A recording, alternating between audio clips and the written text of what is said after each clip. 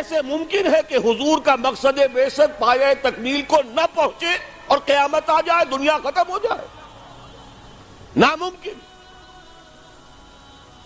دنیا کے خاتمے سے پہلے وہ وقت آ کر رہے گا جب کل کرۂ ارضی پر اللہ کا دین اسی طرح غالب ہو جائے جیسے کہ محمد عربی صلی اللہ علیہ وسلم کے دست مبارک سے جزیرہ نماء عرب میں غالب ہوا۔ اگر نہیں ہوتا تو تکمیل نہیں ہوئی۔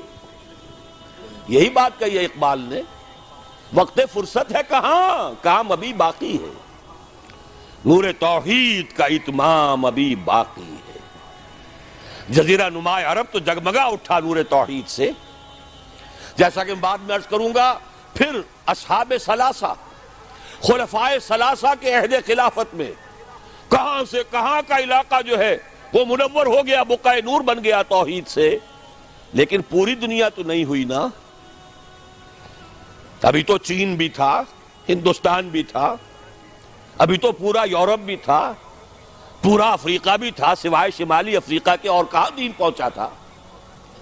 جب تک کہ کل روئے ارضی پر اللہ کا دین غالب نہیں ہوتا، حضور کا مقصد بعثت نامکمل ہے، وقت فرصت ہے کہاں، کام ابھی باقی ہے، نور توحید کا اتمام ابھی باقی ہے۔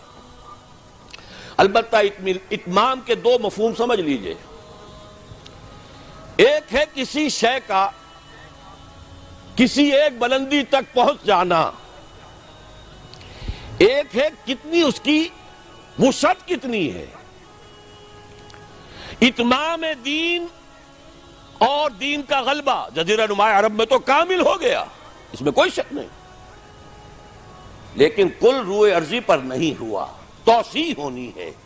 ایک اعتبار سے اتمام ہو گیا، ایک اعتبار سے دین غالب ہو گیا، لیکن یہ کہ در حقیقت چونکہ بعثت محمدی صلی اللہ علیہ وسلم تمام عالم انسانیت کے لیے ہے، اس لیے جب تک پورے عالم انسانی پر اللہ کا دین غالب نہ ہو، ہنوز مقصد بعثت محمدی شرمندہ تکمیل ہے۔